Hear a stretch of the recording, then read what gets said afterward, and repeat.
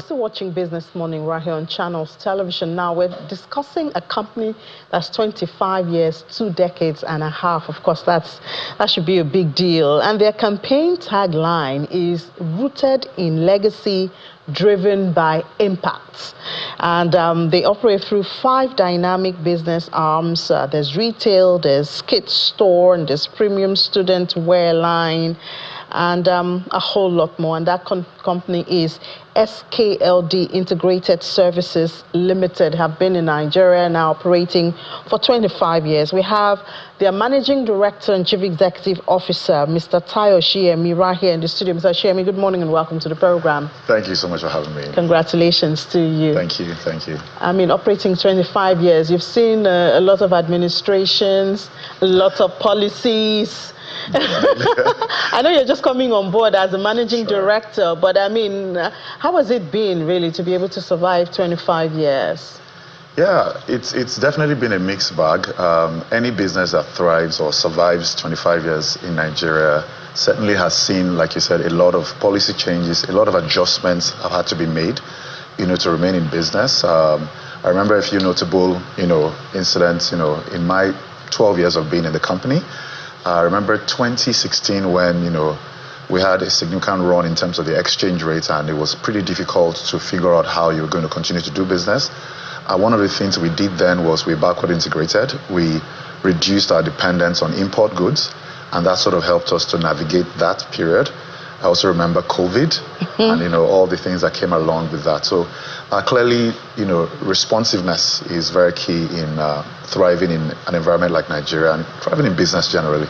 So help us to meet SKLD. What do you do? I know you have retail, diversified, technology-enabled company, but let us know who. Yeah, so I'll put it in a simple way. We started off wanting to solve a problem in education, which is the distribution of educational supplies for parents who, like you and I, are busy trying to get things done, and you only have a little time to go, do school shopping. So we started off as a retail entity, and back then made provisions for everything that you need for school under one roof, so that if you're trying to shop for back to school, you can find everything in one place. And further to that, we saw opportunities to expand into other sectors. So we moved on to, manufacturing. Today we're a decent garment manufacturer doing not just school uniform, but also providing garments for other businesses, workwear, for the oil and gas industry, for hospitality industry and a few other industries. We've also forayed into distribution of office and IT products, which are things we already provide in our retail stores anyway. So we cooperate with our OEMs, and then we supply and distribute to corporate organizations. We also do something major in the humanitarian sector. As you well know, across Africa, there's a lot of humanitarian organizations doing supplies and trying to intervene in different specific areas that include emergency, conflict, and all of that.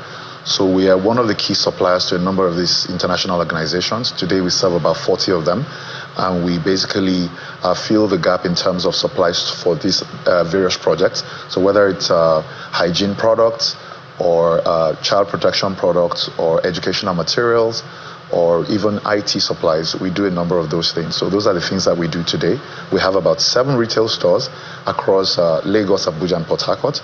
We have, about 13 other offices across roughly 6 states in Nigeria. So, I mean, when I hear you talk about distribution and supply channel, that's huge in Nigeria because logistics, it's a big one, and you have to go to some areas where you have security challenges. Absolutely. You have road infrastructure not as developed as one would. So how do you handle all of that? That's a big one. So I think every business that wants to operate in Nigeria must understand the context. You can't use some of these infrastructural gaps as the reason why you wouldn't go. I remember when we wanted to set up our business, for instance, in Borno, a number of my friends said, what are you going to go and do in Borno? How would you manage the insecurity challenges? But I think to a large extent, people don't dare things and they don't know what's on the other side. The good part is that there are human beings and there are needs. So as a business, if you respond, you will find ways in which you can add value. So for us, those obstacles remain, but we look at how other businesses are doing it. earlier in your show, you talked about Dangote. I mean, the distribution of PMSs across the nation, how do they manage that?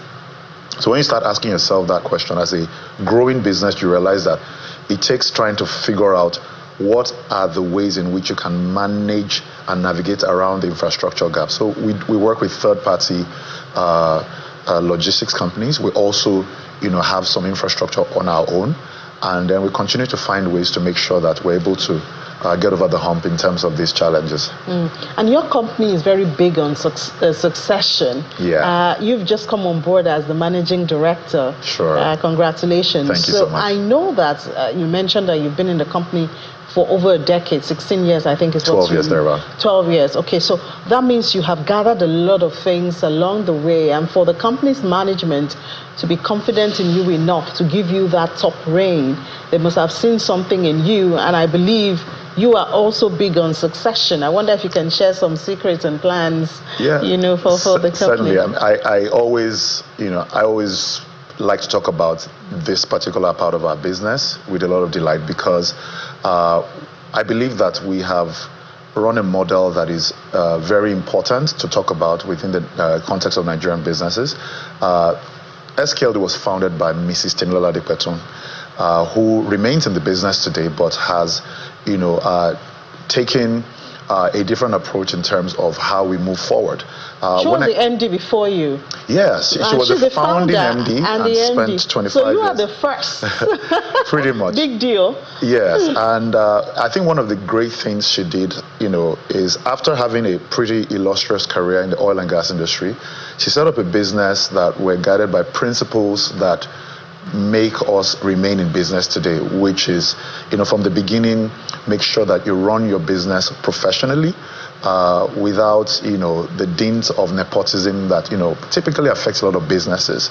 Looking at positioning the best talents in the different, spaces that the business requires, and of course, a lot of talent development effort. So working with her over the last 12 years, we've had a very great relationship. There's been a lot of understanding and just being able to balance each other's contributions. I came, of course, from a background of engineering. I'd done a couple of businesses prior to that time.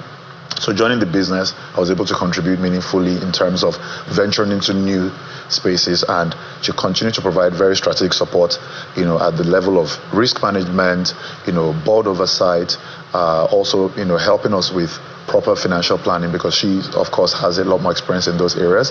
And in terms of succession within the organization, it's something that we continue to look at as a necessity for building an enduring business. So across the board, we identify key talents who are showing a lot of promise, and we go into proper talent development, ensuring that they're well recognized and rewarded, and given the opportunity to thrive and contribute at a high level. And that's what has sustained us as a business. And I guess for you in the next 12 months, we'll have a lot of innovations.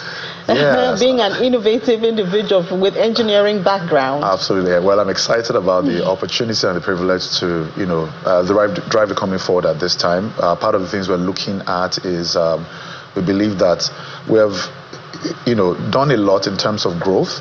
We've had and enjoyed over 40% compound annual growth rate in the last 5 years, which is significant for any local company.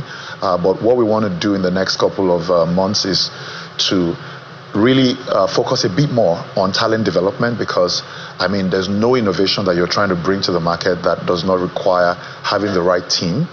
So talent development is a top priority for me.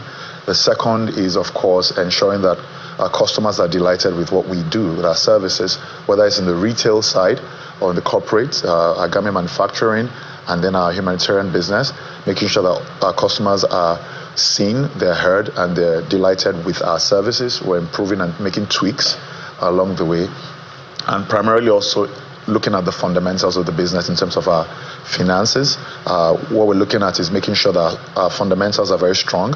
We've done very good in terms of the top line, great numbers, and the bottom line is now where we're focusing on to make sure that we also have a significant operating profit, and we're able to deliver a lot more value to investors and stakeholders. Talking about your garments development, you have the Weave Works Yes. Weave Works Garment Facility. Tell us about that. Yeah, so that facility was set up first in 2016 when we had that significant challenge with the exchange rate. So we did some backward integration. Prior to that, we had been working with local garment manufacturers as contract manufacturers, but we saw an opportunity to build locally, so we did that. And fast forward to 2019, we got Bank of Industry funding, which came in very handy, and then helped us to set up and scale that. We scaled that from roughly maybe about 12, garment machines. We're able to scale that to roughly 100, and today we have over 120 employees there, mostly women, and a lot of job creation in that story. Recently, just about this year, we were able to secure the NCDMB NCEC certificate, which is a Nigerian Content Equipment Certificate that allows us to now serve the oil and gas industry. So we want to be one of the key players in that space, also being able to not just provide school uniforms, but also provide coveralls, safety gear for the oil and gas industry. We already do a lot of work in the hospitality space, working with some top brand hotels and all of that. So that's where Weave Works sits today. And I believe that backward integration will be a major way to increase your footprint in Nigeria and also create more jobs. Yes, that's a priority for us, and it's also really helped us to gain the attention of our financiers, investors, and even the government, right? We recently had the Bank of Industry visit our factory just about 2 weeks ago, and a lot of progress has been made. So for us, backward integration is critical.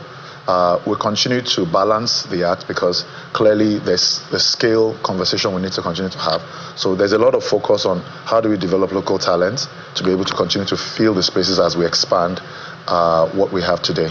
And that's why you said you're prioritizing the skills development, because even when you have innovations, obviously you need the skills. You need the skills to match sustain it. And how are you hedging against, I don't want to say the N factor, but we know that we're operating in Nigeria, and when you operate in Nigeria, you have a lot of expectations. So thankfully we've had a bit of stability when it comes to foreign exchange in that area, and the administration of President Bola Tinubu seems really friendly with business. Yes, but we know, for instance, things like the tax reform starts in January and some other reforms. So what a hedge do you have against any possible shock?